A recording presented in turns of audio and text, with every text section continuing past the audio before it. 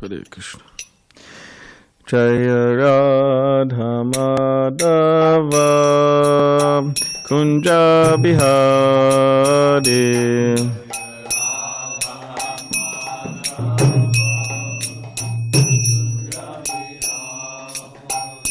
Jaya Radha Madhava Kunja Bihari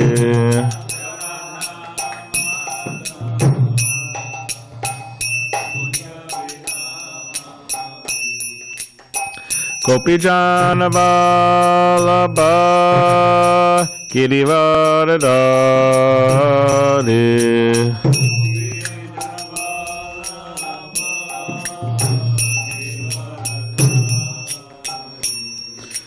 Gopijana Vallabha Girivaradari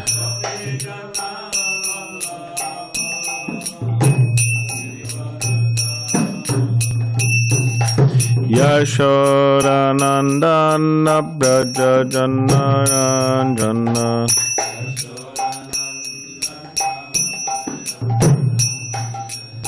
Yashodanandana Braja Janaranjana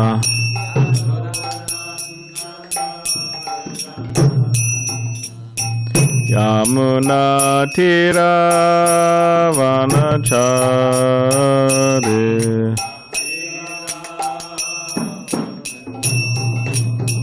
Yamuna Tira Vānaprastha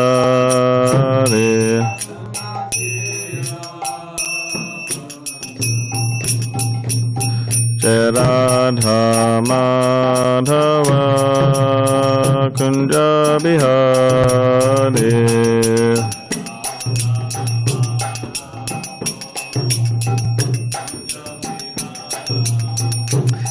Jaya Radha Madhava Kunja Bihari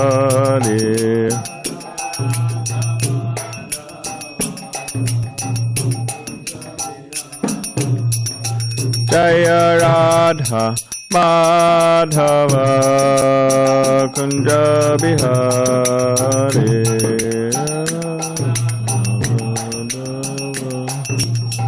Kunja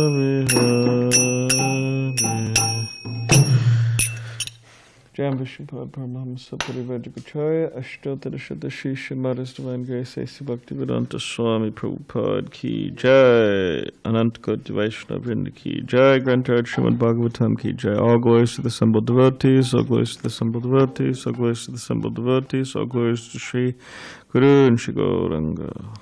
All glories to Prabhu. Om Namo Bhagavate Vasudevaya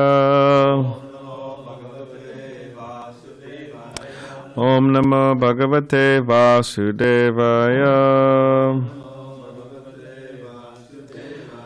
Om Namo Bhagavate Vasudevaya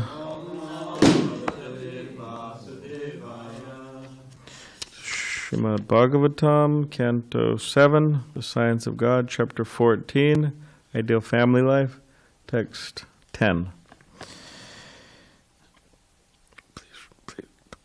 Trivargam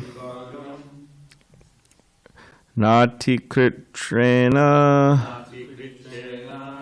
Bhajata Griha Medi Api Yata Desham Yata Kalam Yavad Daivopaditam Trivargam Nati Kritrena Bhajate Grihamedyapi Yata Desham Yata Kalam Yavadaiva Papaditam Trivargam Nati Kritrena Bhajata Grihamedyapi Yata Desham Yata Kalam Yavadaiva papaditam Trivargam nati krichena Bhajata griha medyapi Yatha desham yatha kalam Yavadaiva papaditam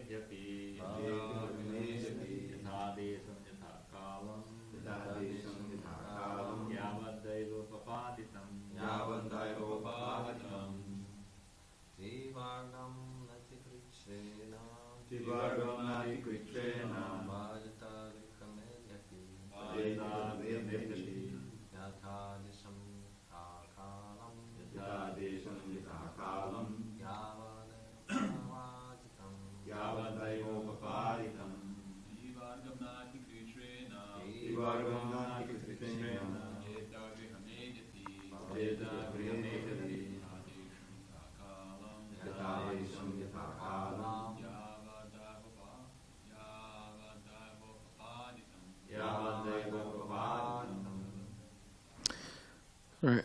Trivargam, three principles, namely religiosity, economic development, and sense gratification. Na, not. Atikrichena, by a very severe endeavor. Bhajeta, should execute. Grihamedi, a person interested only in family life. Api, although. Yatha desham, according to the place. Yatha kalam, according to the time. Yavat, as much as. Daiva, by the grace of the Lord. Upapaditam, obtained. Translation and purport by His Divine Grace, A.C. Bhaktivedanta Swami Prabhupada. Even if one is a householder rather than a brahmacārī, a sannyāsī or a vānaprastha, one should not endeavor very hard for religiosity, economic development, or satisfaction of the senses. Even in householder life, one should be satisfied to maintain body and soul together with whatever is available with minimum endeavor, according to place and time, by the grace of the Lord. One should not engage oneself in ugra-karma. Purport. In human life, there are four principles to be fulfilled: dharma, artha, kama, and moksha: religion, economic development, sense gratification, and liberation. First, one should be religious, observing various rules and regulations, and then one must earn some money for maintenance of his family and the satisfaction of his senses. The most important ceremony for sense gratification is marriage, because sexual intercourse is one of the principal necessities of the material body. Yanmaitunari grihamedi sukham hitucham. Although sexual intercourse is not a very exalted requisite in life, both animals and men require some sense gratification because of material propensities. One should be satisfied with married life and not expend energy for extra sense gratification or sex life. As for economic development, the responsibility for this should be entrusted mainly to the Vaishyas and Grihastas. Human society should be divided into Varnas and Ashrams: Brahman, Kshatriya, Vaishya, Shudra, Brahmacārya, Grihastha, vānaprastha, and sannyāsī. Economic development is necessary for Grihastas. Brahman Grihastas should be satisfied with a life of adhyayana, adhyapana, yajana, and yajana. Being learned scholars, teaching others to be scholars, learning how to worship the Supreme Personality of Godhead Vishnu, and also teaching others how to worship Lord Vishnu or even the demigods. A Brahmin should do this without remuneration, but he is allowed to accept charity from a person who he teaches how to be a human being. As for the Kshatriyas, they are supposed to be the kings of the land, and the land should be distributed to the Vaishyas for agricultural activities, cow protection, and trade. Shudras must work. Sometimes they should engage in occupational duties as cloth manufacturers, weavers, blacksmiths, goldsmiths, brassmiths, and so on. Or else they should engage in hard labor to produce food grains. These are the different occupational duties by which men should earn their livelihood, and in this way human society should be simple. At the present moment, however, everyone is engaged in technological advancement, which is described in Bhagavad Gita as ugra-karma, extremely severe endeavor. This ugra-karma is the cause of agitation within the human mind. Men are engaged in many sinful activities and becoming degraded by opening slaughterhouses, breweries, and cigarette factories, as well as nightclubs and other establishments for sense enjoyment. In this way, they're spoiling their lives. In all of these activities, of course, householders are involved, and therefore it is advised here, with the use of the word upi, that even though one is a householder, one should not engage himself in severe hardships. One's means of livelihood should be extremely simple. As for those who are not grihastas, the brahmacāris, vānaprasthas, and sannyāsīs, they don't have to do anything but strive for advancement in spiritual life. This means that 3/4 of the entire population should stop sense gratification and simply be engaged in the advancement of Krishna consciousness. Only 1/4 of the population should be grihasta, and that should be according to the laws of restricted sense gratification. The grihastas, vānaprasthas, brahmacāris, and sannyāsīs should endeavor together with their total energy to become Krishna conscious. This type of civilization is called Daiva Varnashram. One of the objectives of the Krishna consciousness movement is to establish this Daiva Varnashram, but not to encourage so-called Varnashram without scientifically organized endeavor by human society. Om Megaditam Randasya Gananchana Shlakaya Chakshulan Malitam Mena Tasmai Shri Gurve Namaha Makam Kuridavachalam Pangam Lagaiti Yakripatamam Mande Shri Gurandini Tadanam Bancha Kabduribishta Kripasandabevacha Patitanam Pavanebhyo Vaishnavebhyo Namo Namaha Jai Shri Krishna Chaitanya Prabhu Nityananda Shri Advaita Gadadhar Shivasadi Gaura Bhaktivinda Hare Krishna Krishna Krishna Hare Hare Hare Rama Rama Rama Hare Hare.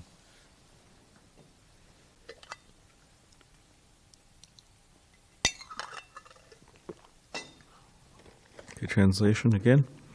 Even if one is a householder rather than a brahmacāri, a sannyāsī, or a vānaprastha, one should not endeavor very hard for religiosity, economic development, or satisfaction of the senses. Even in householder life, one should be satisfied to maintain body and soul together with whatever is available with minimum endeavor, according to place and time, by the grace of the Lord. One should not engage oneself in ugra-karma.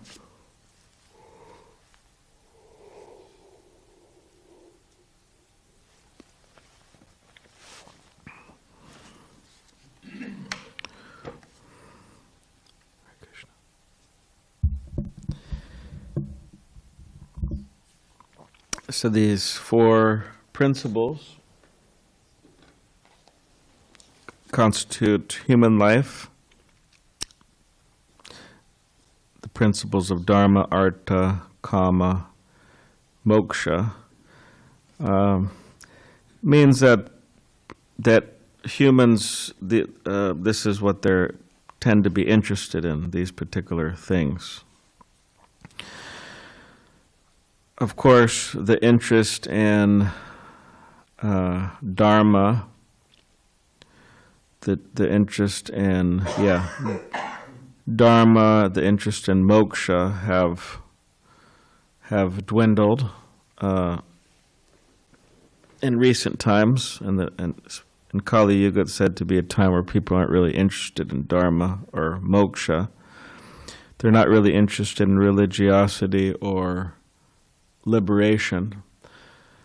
but they're more interested in kama and moksha, or fulfilling material desires,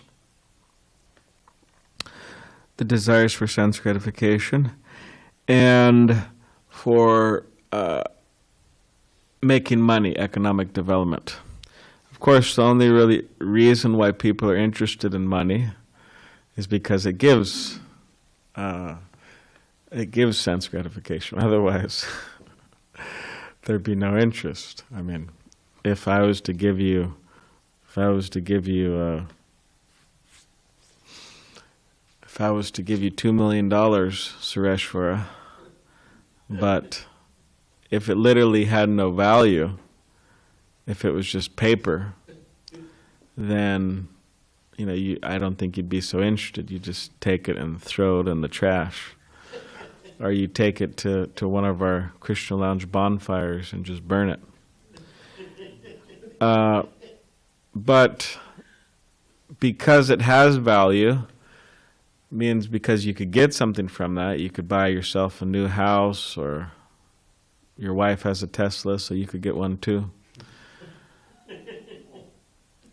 Or whatever you want to get, you could buy. So therefore you think, okay, great. It has some value. Now, of course, sometimes people complain these days that the governments of the world, they are just simply printing money. There's no gold backing it, or nothing of value backing it. It's just like printed money. That's another thing. But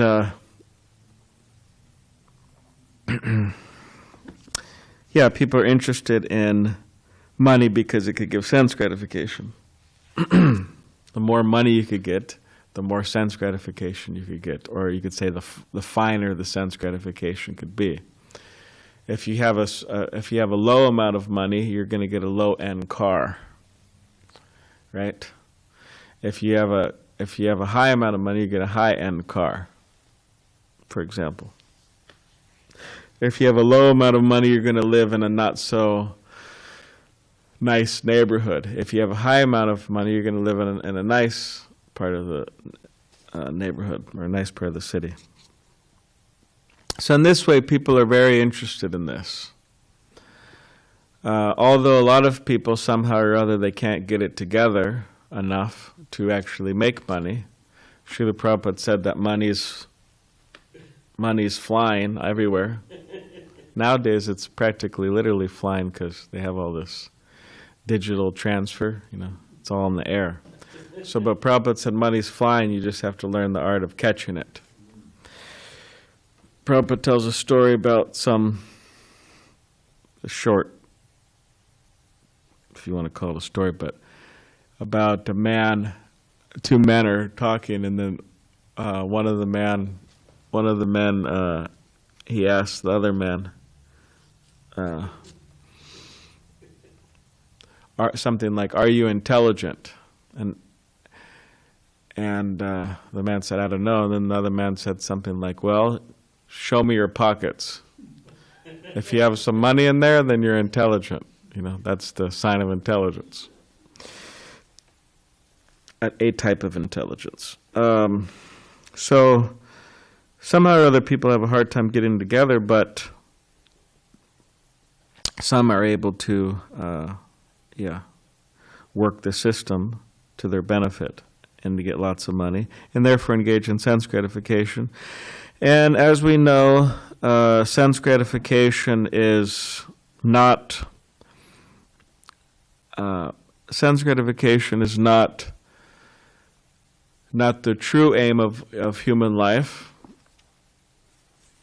To a degree, we have to gratify the senses, just like eating. It's a type of gratification of the senses, but you do that just like you put gasoline in a car to keep the car moving. So it's a machine. The body needs some gratification. Sleeping, it's a type of a gratification of the body, so it needs that. Eating, sleeping, defending, having some type of house or something like that. And then Srila Prabhupada mentions in the beginning of this purport the principle of mating, the sex principle. So interesting enough is that Vedic civilization is defined by this. Just like modern civilization. Modern civilization is defined by sex in the sense that it's everywhere. Gross and subtle. Wherever you go, just like devotees, they have a hard time finding something good to watch on the plane. Watch on a plane. I always think that maybe there's something that is educational or something that could be related to Krishna consciousness or something like that. But every time there's nothing. It's just a bunch of entertainment laced with a lot of violence that seems to attract people, and a lot of romance or sex things. So that's movies, music, fashion, the whole advertisement industry. It's all trying to stoke the fire of sexual interest in people because they know that that's what sells. So devotees, they understand that that's not what life's about. And Vedic civilization understand that that is not what life is about. And just as modern civilization is based on the sex principle, practically speaking, Vedic civilization is based on cooling down or trying to put out this fire, this fire of lust. Therefore, these ashrams are defined in relation to the mixing of opposite sex, which is the traditional problem. Of course, more and more now it becomes same-sex attraction, but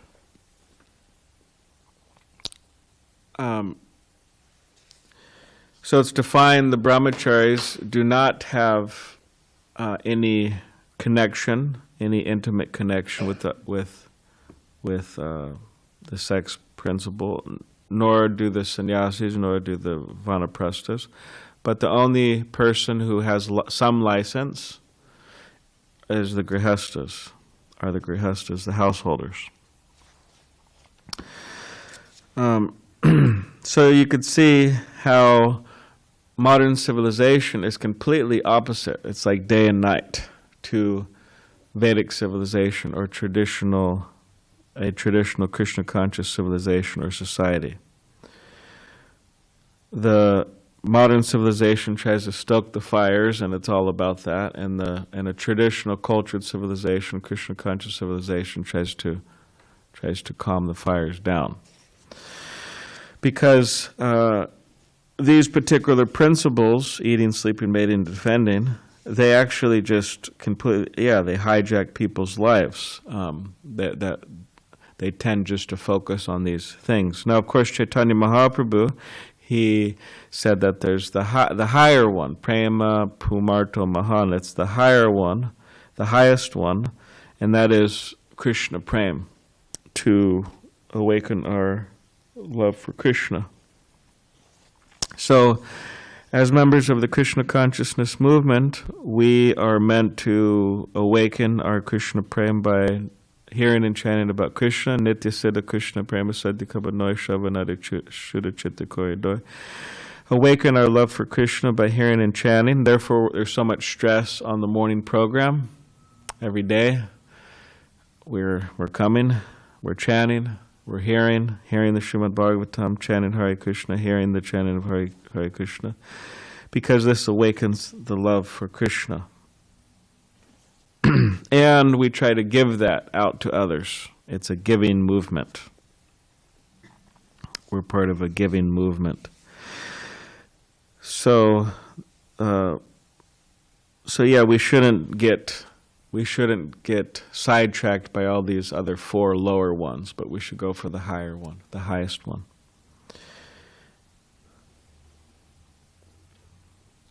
And Srila Prabhupada gets into the principle of how the Brahmins should live. They should live off the donations of others, not as paid men. This helps in their being detached. This helps in them being truthful. They cannot be bought by anyone. They cannot be bought by the politicians or by anyone. So they're always truthful in this way. And the Kshatriyas, they have their duties of protection, protecting people, protecting, mostly people. Vaishyas, farming, cow protection, trade, Shudras, assisting the other classes. And of course, one shouldn't think that, okay, to be a Shudra is absolutely terrible. In other words, to be inclined like that is terrible, but everyone is helping. Everyone helps to keep society going. So the main thing is that whatever inclination one has as a Brahmin, as a Kshatriya, as a Vaishya, or Shudra, whatever particular work inclinations one may have, the idea is just to be Krishna conscious. To engage those talents in Krishna service.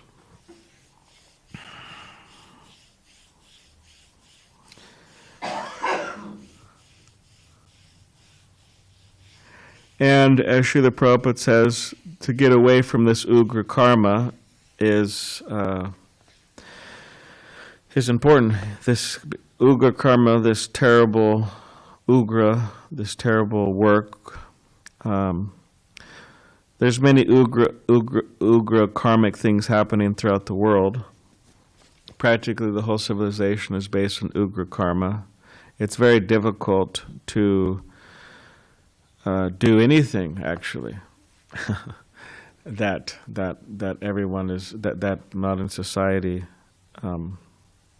It's difficult to run modern society on the principles it's running on now. I mean, we'd be surprised how much energy and money goes into making a plane, for example, or cars, or computers, or phones. I was talking with one devotee, he just graduated ECSD as an engineer, and he was saying that just to make, there's a because you have the Navy here, so submarines, to make a submarine, but then they're making a dock for their submarine, and then there's these, I forgot what they're called, but when the boat comes in, it makes sure that it lands properly. It's like a cushion, these big boats coming in. So just to make all these different types of things is literally millions of dollars. And what to speak of human energy, how much time goes into creating all of this. I mean, huge teams of people have to spend their whole life practically thinking about these things and designing these things. This devotee, he's helping to design these, whatever they're called, these cushions that help these huge boats, not kill people and whatever, destroy the dock and everything. But I was asking him, so what, you do that every day? You're going to design this thing? He said yes, but then eventually, you go on to different things, bridges, this, that, so many different things. But so you can imagine how much time and energy goes into all of this. Of course, it has made things convenient in many ways. And sometimes people ask us, well, why do we use these things if all in our books it's saying, ugra-karma, this and that? Because practically, this is a ugra-karmic creation here. There's so many ugra-karmic things we're using. But the idea is, at least for now, we are using these things in Krishna service. We're using these things to help spread Krishna consciousness. So that's the idea. That's the idea coming from Bhaktisiddhanta Saraswati Thakur mainly. To use all of these things in Krishna service to help people get out of Maya, to help people get out of illusion. And of course, there are devotees nowadays, here and there throughout the world, trying to live a more simple life, a very simple farm-based life, in which they don't have electricity and so many things like that. We visited, last year I was there with Tirtha Maharaj. We went to Czech Republic, and there was one farm like that. No electricity in the temple. So, they're burning candles and this and that. So devotees are trying to live in these ways to demonstrate a more simple way of life. That's also important to have examples like that. And Tirtha Maharaj, he said he might come next year, around March, so visit California. So and we want to try to live a simple life, as simple as possible. And as pointed out throughout our books, the grihastas, vānaprasthas, brahmacāris, and sannyāsīs should endeavor together with their total energy to become Krishna conscious. So we all work together. There's a lot of grihastas, and there's some vānaprasthas, hopefully more. It's kind of like there's a lot of grihastas, and then there's that is the majority of the devotee population, and then less is the vānaprasthas, and then you have then you have the brahmacāris, which are less, and then you have the sannyāsīs, which are less. So we want more grihastas. It seems to be a popular ashram. There will always be grihastas. But we want more vānaprasthas, people retiring, closing shop, and engaged more in preaching and other activities, serving Krishna directly. And we want more brahmacāris, people, young men joining the brahmacāri ashram from an early age. And we want more sannyāsīs. There's plenty of places to go all over the world, every town and village.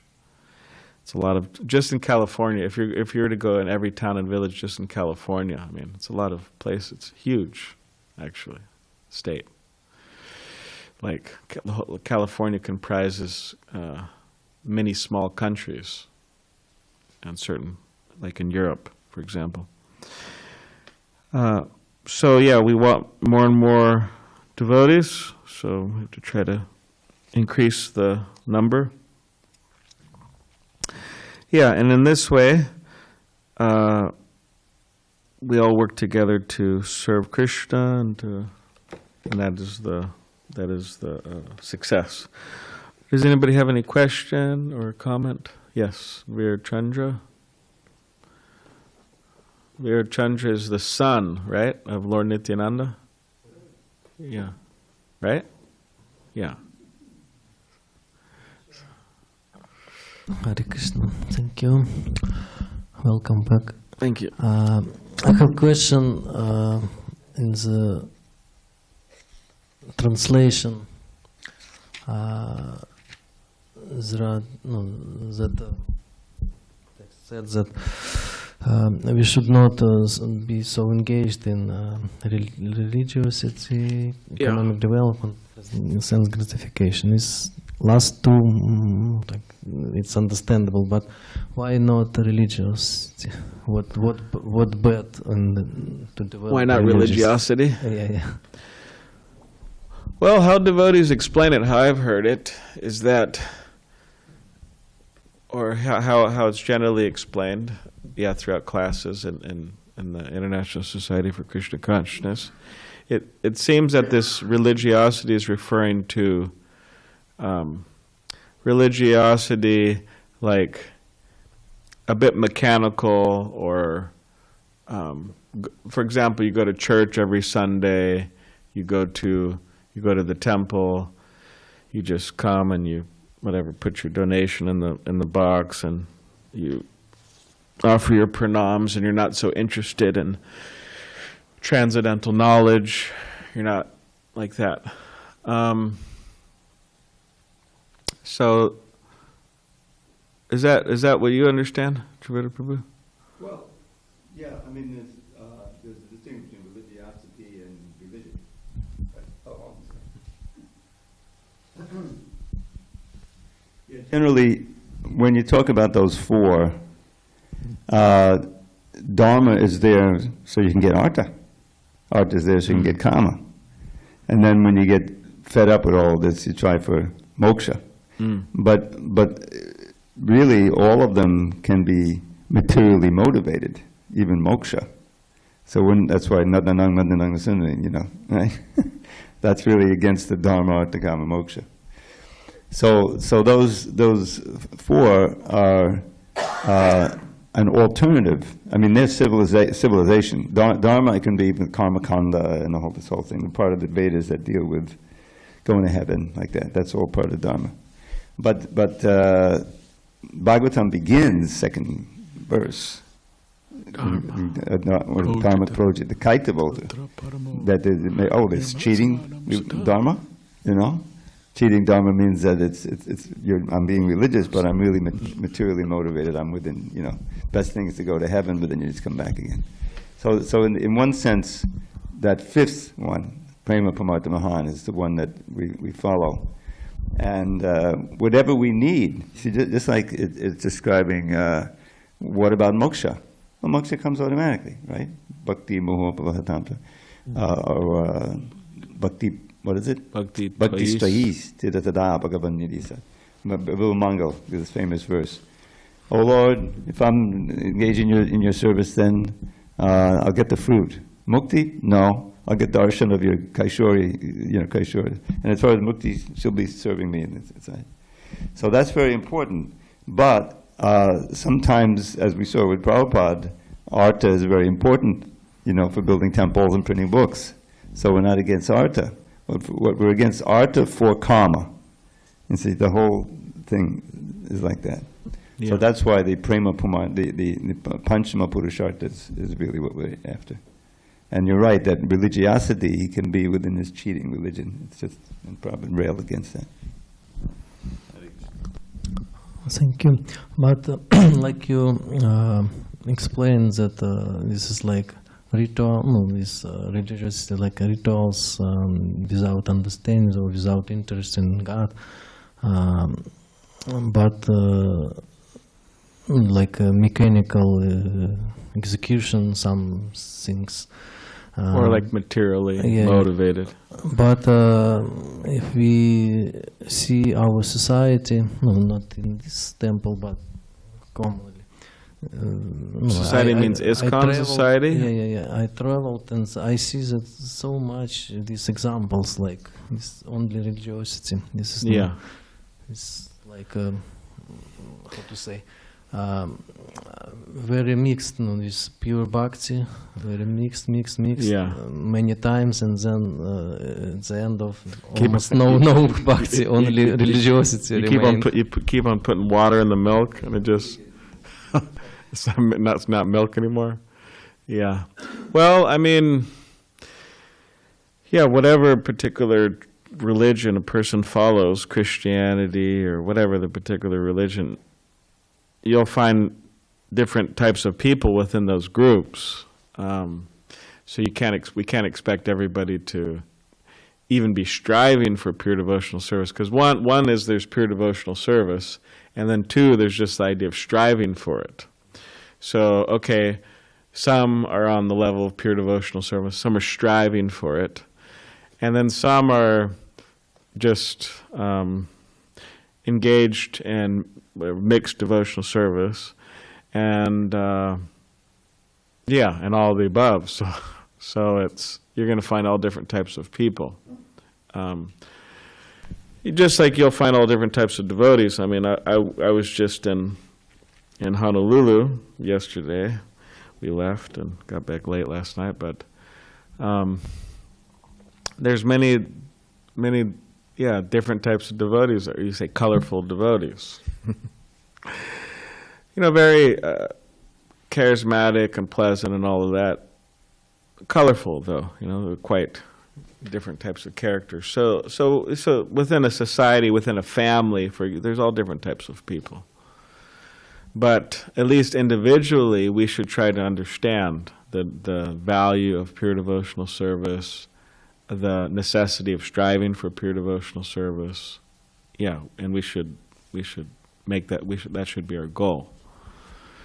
We shouldn't just try to, we have the pure process of Krishna consciousness, sadhana bhakti, and we just add, it's like milk, you just add some water. Okay, this is too strong, let us water it down, let us water it down, let us water it down, and eventually it's just, there's no real milk substance there, you're not really getting nourished. So like with the chanting, for example, you may say, okay, well, I'm supposed to chant in the morning, ideally 16 rounds, or at least by the end of the day. So, okay, let me just water that down, Let me chant 12, or keep on watering down. So in that way, we could just water things down heavily, and then we don't really get nourished. So therefore, we want to take the pure process. Okay, Dvij Money?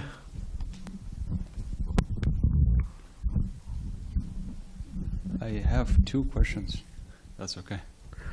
First question, if we have so much diversity in ISKCON, we hear that Rupa Goswami says Priti Lakshanam, that should help us to be united in diversity. Is that the weapon we should all use, and how often? If you could speak on that.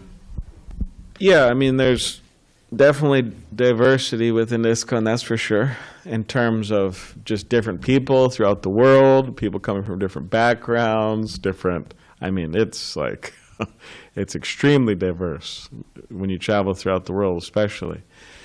And then also in terms of ideas, I mean, like Blake said, William Blake, we don't agree with a lot of what he said, but sometimes he said things that we could, agree with. But he said, both you and I read the Bible day and night. You read black and I read white.